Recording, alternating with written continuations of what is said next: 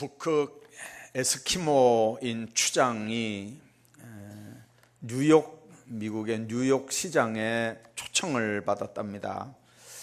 맨하탄에 방문을 하게 됐는데 이 추장이 눈이 둥그렇게 됐습니다. 세상에 듣도 보도 못한 엄청난 사건들이 앞에 눈에 펼쳐져 있습니다. 하늘을 찌를 듯 높은 빌딩들이 솟아있고 휘황찬란한 불빛이 그냥 사람을 정신없게 만듭니다. 수천 톤급의 유람선들, 거리를 질주하는 자동차 행렬, 도무지 상상도 못했던 엄청난 광경들을 그 추장은 목격을 합니다. 흥분과 감동에 사로잡혀서 마을에 돌아온 추장은 자신이 맨하탄을 구경한 모든 이야기들을 아주 그 부족원들에게 이야기를 했습니다. 그런데 그 추장의 목격담을 전해 들은 마을 사람들의 반응은 냉랭했습니다. 평생 이글루라고 하는 얼음집에 살면서 고작 카누를 타고 생활하는 그 에스키모인들이 추장이 하는 말이 도대체 무슨 말인지 알아듣질 못합니다. 추장은 억울해서 계속해서 강조를 하고 열정적으로 맨하탄의 이야기를 했지만 사람들은 점점 더 냉소적인 반응을 보이고 불신감이 급속히 팽배해지더니 추장이 점점 왕따가 되고 나중에는 반감을 가진 과격분자들이 앞장서서 추장을 쫓아내기에 이르렀습니다. 그를 대신해서 새로운 추장이 선출이 됐습니다. 새로운 추장에 의해서 마을의 질서가 잡히고 평온해질 무렵에 뉴욕 시장이 다시 새 추장에게 초청장을 보냈습니다. 새 추장은 맨하탄을 여행을 하면서 이전에 추장이 했던 이야기가 하나도 틀리지 않다고 하는 사실에 너무 놀랐습니다. 여행이 끝나고 마을로 돌아온 이 새 추장은 심각한 고민에 빠졌습니다. 사람들은 어땠느냐고 묻고 자기가 보고 들은 건 앞에 사람 추장하고 똑같고 그래서 그 사람이 한 얘기대로 자기가 본 대로 똑같이 얘기했다가는 이건 믿지 않을 정도가 아니고 앞에 사람처럼 왕따 당하다가 추장에서 쫓겨날 거고 결국 고민 끝에 새 추장은 궁금해하는 마을 사람들에게 맨하탄 여행담을 이렇게 얘기했답니다. 거기 가서 보니까 그저 우리랑 별반 다른 게 없습니다. 그저 우리보다 조금 더 큰 집이 있고 우리가 카누보다 조금 더 큰 배가 있고 그리고 조금 더 밝은 달빛이 있을 뿐입니다. 그렇게 이야기를 했습니다. 그 이야기를 들은 마을 사람들은 그러면 그렇지 우리 생각이 맞았지 그 앞에 추장은 새빨간 거짓말만 한 거짓말쟁이 아니야 이렇게 하면서 맞장구를 쳤습니다. 여러분들 현대신학에서는 그 두 번째 추장의 말이 지혜롭게 복음을 전한 말이라고 얘기하거든요. 근데 과연 그럴까요? 하나님이 세상을 이처럼 사랑해서 독생자를 보내셨다는 하나님 나라의 복된 뉴스, 예수 복음은 복음대로 순전하게 전달돼야 합니다. 새 추장 말처럼 이 세상 사람들이 받아들이기에 좋도록 타협해서 잘라내고 변화시켜서 세속화된 복음을 전하면 안 된다 그 말입니다. 그런 복음에는 생명이 없습니다. 복음은 사람을 살리는 생명의 복음입니다. 그래서 생명이 빠지면, 십자가에 피가 빠지면, 예수 믿지 않고 나중에 심판받는다는 심판의 얘기가 빠지면, 세상 사람들이 선호하는 기호에만 집착해서 예수 사랑이라고 하는 복음의 본질이 없다면 그것은 진짜 복음은 아닙니다.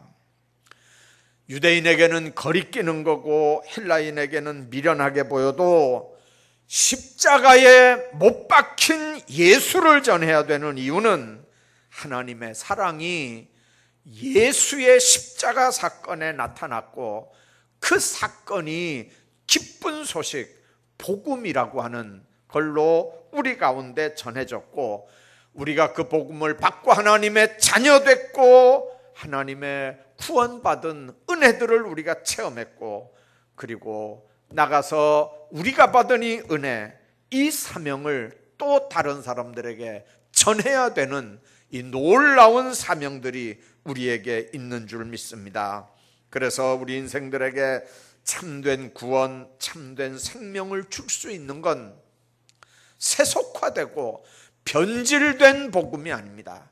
세상 사람들 입맛에 맞는 복음이 아니고, 우리를 위해서 예수님이 십자가에 죽었다고 하는, 그 예수 믿지 않으면 우리는 지옥 간다고 하는, 천국 가지 못한다고 하는 분명한 복음을 우리가 전해야 됩니다.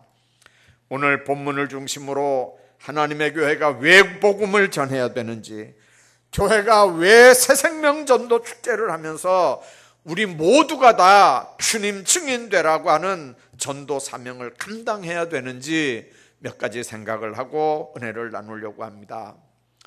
이제 오늘부터 시작되는 8주 동안 시작되는 이 새생명 전도 축제는 하나님의 사랑이 실천되는 현장입니다.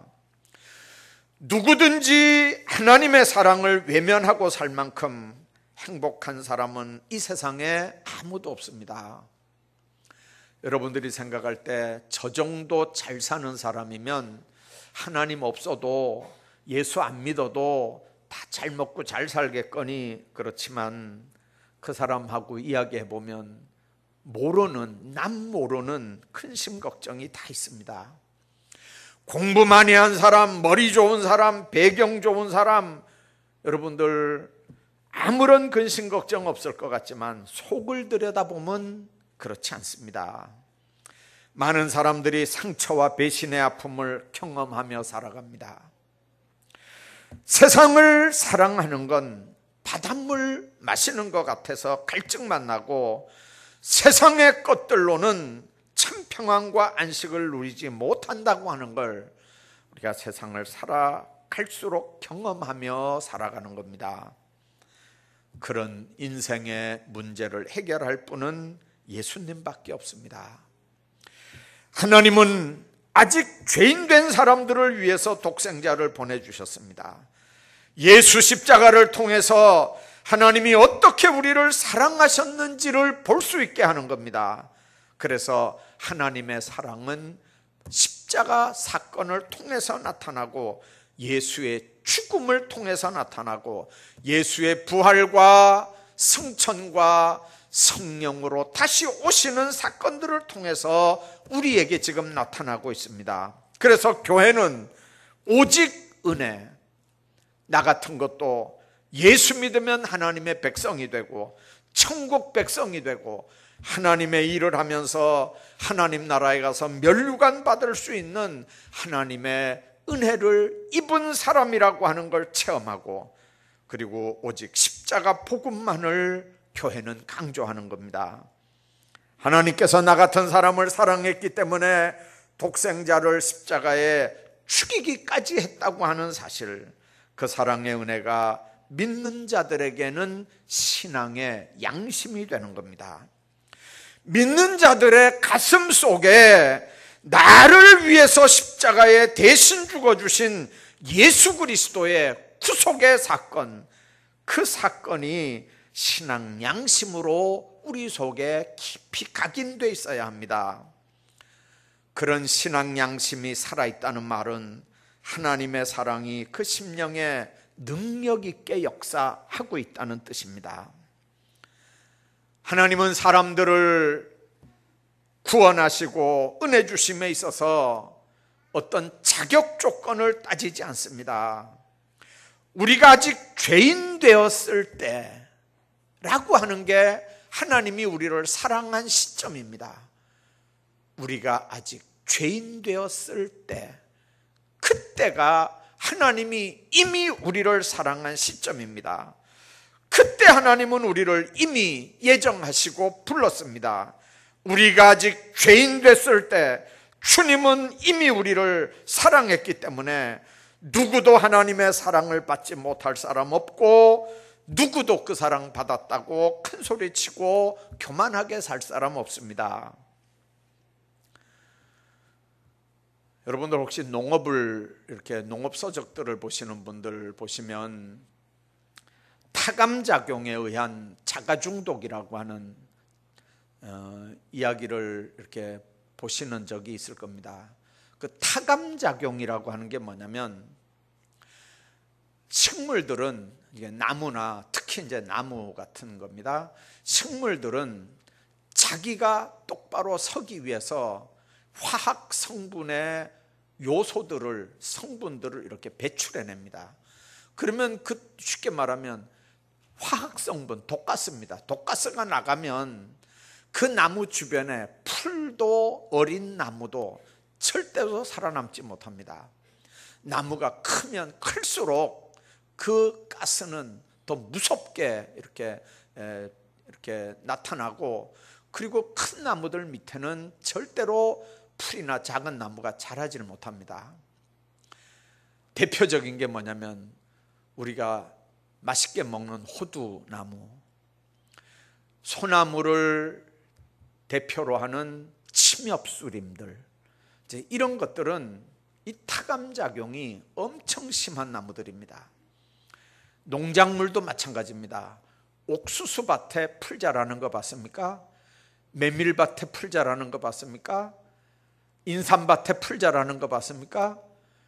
그런 작물들도 타감작용이 아주 심한 작물들로 알려져 있습니다. 그래서 옥수수밭에 연작이 안 되고 메밀밭에, 인삼밭에 연작이 안 되는 이유가 거름을 많이 빨아먹어서 안 되는 게 아니고 너무 무서운 이 화학성분들을 배출했기 때문에 그 땅에는 다른 농작물이 못 자란다고 그럽니다. 여러분들, 짐승들도 그렇습니다. 사자도 자기 영역을 오줌으로 표시한다고 그럽니다. 인간 공동체도 그렇습니다. 심지어는 교회도 이런 타감작용 때문에 세상 사람들이 뚫고 들어오지 못하는 특수 집단이 되어버렸습니다. 교회 문턱이 너무 높다는 거죠. 그러나 부흥되는 교회들일수록 그런 현상들이 약합니다. 그냥 넓은 바다가 되는 게 아니거든요. 강물도 흘러 들어오고 개울물도 흘러 들어오고 하수구물도 흘러 들어와서 넓은 바다가 되는 겁니다. 일단 모여서 거기서 정화가 돼서 깨끗한 물이 되는 거거든요. 부흥되는 교회들은 예수님이 보내시는 모든 사람들이 들어와 정착을 합니다. 그러나 부흥이 안 되는 교회들은 이 타감작용이 심한 교회들입니다. 몇 년 전에 제가 들은 이야기가 아직도 지워지질 않습니다. 어떤 사람을 이렇게 같이 적어냈어요. 그걸 알고 어떤 사람이 야단을 쳤습니다. 내용이 뭐냐면 그 사람 이름을 적어내면 어떡하냐고, 그 사람을 전도하면 어떡하냐고, 그런 사람은 절대로 교회 들어오면 안 되는 사람이라고. 여러분들, 새신자 입에서 그런 얘기가 나온 게 아니고 교회 중직자 입에서 그런 얘기가 나왔습니다. 우리가 전도할 때 저 사람은 예수 믿기에 좋은 심정을 가졌고 저 사람은 문제가 있으니까 전도 대상이 아니라고 생각할 수도 있긴 합니다. 그러나 하나님은 어느 누구도 자격으로 예수 믿거나 구원 얻도록 한 일이 없음을 알아야 합니다. 우리가 한 사람도 남김없이 전도해야 하는 이유는 아무리 완악한 사람이라도, 아무리 인격적으로 문제가 있는 사람이라도, 그 삶에 혹 문제가 있다 할지라도 그 사람도 여전히 하나님의 사랑이 필요한 사람이라고 하는 걸 인정해야 되기 때문에 그렇습니다. 인생의 불행은 하나님의 사랑을 잃어버린 것에서부터 시작한다고 합니다. 인생의 행복은 하나님의 사랑을 회복하는 것에서부터 시작이 된다고 합니다. 누구든지 하나님의 사랑을 받게 되면 행복하게 됩니다. 인생도 달라집니다. 이 사랑을 경험하고 깨달을 때 우리도 행복할 수 있고 나가서 사랑의 확신을 가지고 전도도 할 수 있습니다. 이번 전도 축제에 이런 사역들을 여러분들이 잘 감당하시기를 주의 이름으로 축복합니다. 뿐만 아니라 우리 인생들은 사랑으로만 변화가 되는 존재들입니다. 얼굴이 진짜 못생기고 추한 남자가 있었답니다. 그러나 그는 너무 좋은 가문에서 태어났고 고상한 성품을 가졌는데 이 못생긴 얼굴 때문에 늘 고민을 했습니다. 근데 어느 날 파티에 갔다가 너무도 아름다운 여인을 만나게 됐고 한눈에 그만 사랑을 느끼고 반해버렸습니다. 그런데 그녀 앞에 자신 있게 갈 수 없는 건 자신이 배경이나 성품이나 다른 건 다 좋은데 이 얼굴이 너무 흉해서 그 외모 때문에 못 나가는 겁니다. 여러 날을 고민하다가 이 여인은 놓칠 수 없기에 아주 온화한 그런 가면을 하나 쓰고 그리고 청혼을 했고, 그녀는 그 남자의 고상한 분위기와 멋진 그 가면에 반해서 청혼을 받아들였습니다. 결혼한 후에 그녀를 위해서 모든 정성을 다해 아낌없이 그녀를 사랑했고, 슬플 때나 기쁠 때나 세상에 아주 세심하게 모든 걸 배려하면서 정말 위로하는 멋진 남편이 됐습니다. 결혼하고 얼마 몇 년 지나가서 이제 많은 시간이 지나갔습니다. 우연히 남편이 곤히 자는 모습을 봤고 그 남편 얼굴이 이상한 걸 보고 그 가면을 벗기게 됐습니다. 그런데 그 못생기고 취했던 남편 얼굴은 어디 간지 없어지고 놀랍게도 가면 모습과 똑같은 그런 얼굴을 하고 있더라는 겁니다. 믿거나 말거나입니다. 아이들에게 들려주는 동화 얘기니까요. 여러분들, 근데 분명한 건 사랑하면 변하는 줄로 믿습니다. 사랑하면 변합니다. 지금은 어느 때보다 충고나 비판이 아닌 사랑이 필요할 때입니다.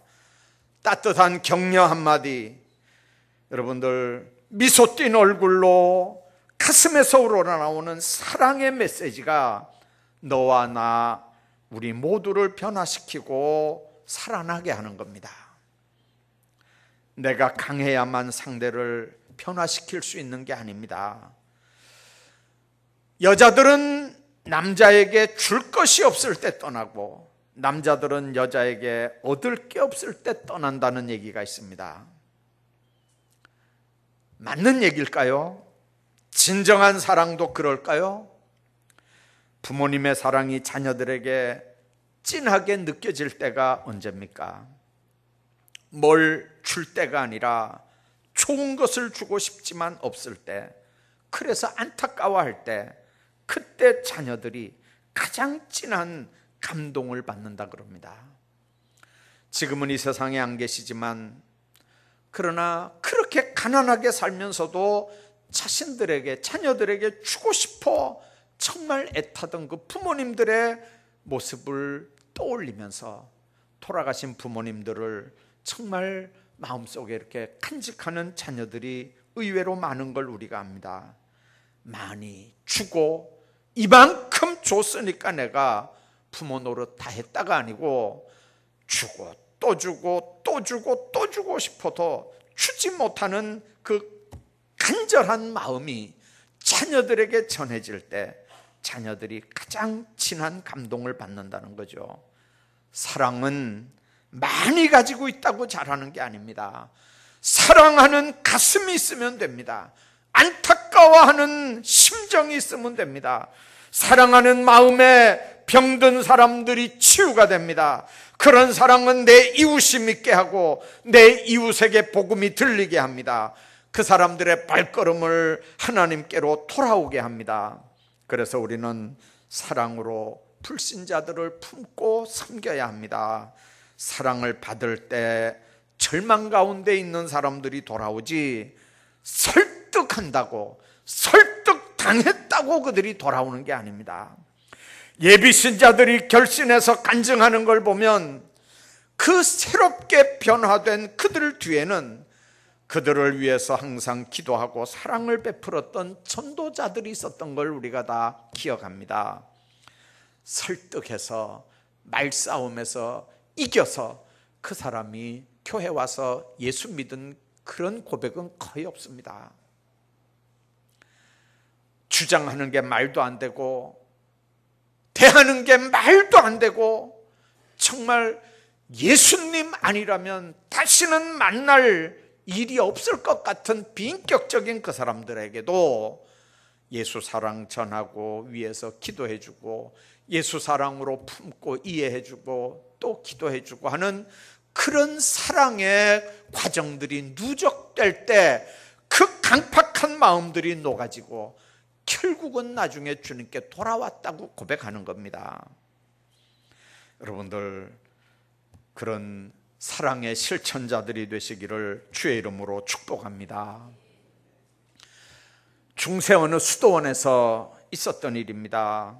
어느 날 수도원장이 수도사들에게 설교학을 가르치면서 설교 연습을 시켰습니다.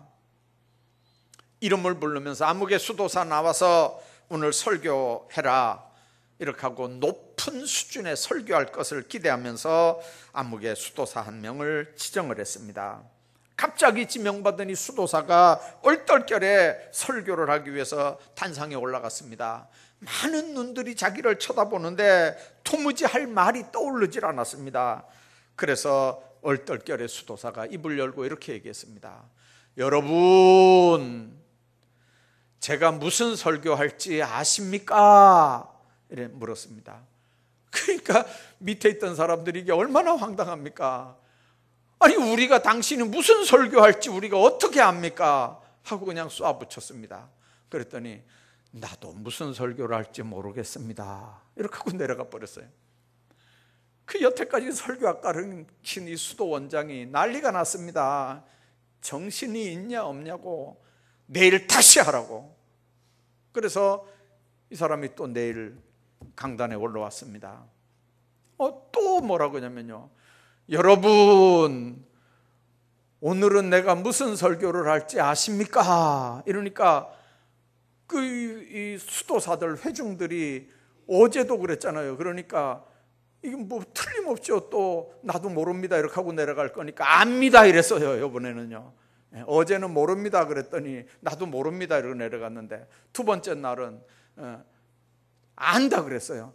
그러니까 안다 그러니까 이 사람이 뭐라 그러냐면요, 알면 됐습니다. 알면 됐습니다. 다 아는데 내가 무슨 말로 설교를 하겠습니까? 이렇게 하고 또 내려갔어요. 수도 원장이요 막 난리가 났어요. 난리가 났어요. 그러면서 한 번만 더 내일 기회를 줄 테니까 내일은 똑바로 안 하면 수도원에서 쫓겨난다 분명하게 경고를 했어요. 그 다음날 이 수도사가 또 올라갔어요. 올라가가지고 여러분 또 이랬어요.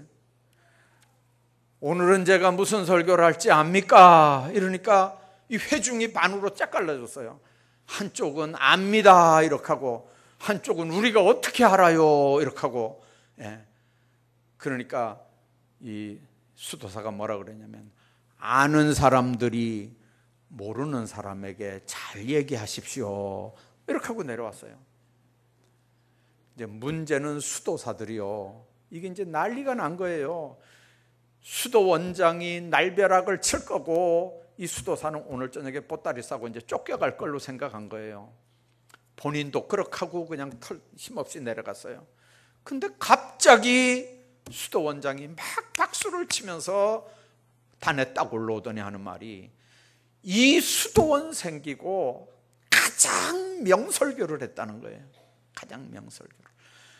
모르는 사람이 아는 사람들에게, 그게 그날부터 그 수도원의 표가 됐대요. 아는 사람이 모르는 사람에게, 만난 사람이 아직 못 만난 사람에게, 받은 사람이 아직 받지 못한 사람들에게, 체험한 사람들이 아직 체험하지 못한 사람들에게, 동행하면서 누리고 있는 사람들이 아직도 세상에서 방황하며 헤매며 갈급한 인생을 사는 사람들에게 반드시 전해야 되는 게 복음 전도입니다. 오늘 8절에 사랑하지 아니하는 자는 하나님을 알지 못하나니 이는 하나님은 사랑이심이라. 하나님의 사랑이 나타난 현장이 십자가에서 피 흘리신 구원의 현장입니다. 그 사건을 우리가 봤습니까? 들었습니까? 저와 여러분들이 2000년 전의 십자가 사건을 어떻게 알겠습니까? 성령께서 기록한 성경을 통해서, 성령께서 입에 입을 통해서 전해온 구전을 통해서, 복음 전도자들을 통해서 오늘 우리가 믿게 된 겁니다. 성령의 역사가 아니었다면 오늘 우리는 이 하나님의 놀라운 사랑을 체험도 못했고 누리지도 못하고 이 사랑을 나가서 전할 엄두도 내지 못하는 겁니다. 여러분들, 종말이 다가올수록 세상 사람들은 자기를 사랑하며 돈을 사랑하며 자긍하며 교만합니다.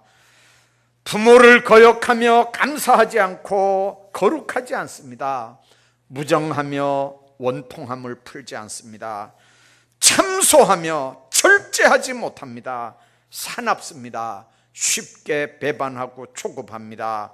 쾌락 사랑하기를 하나님 사랑하는 것보다 더합니다.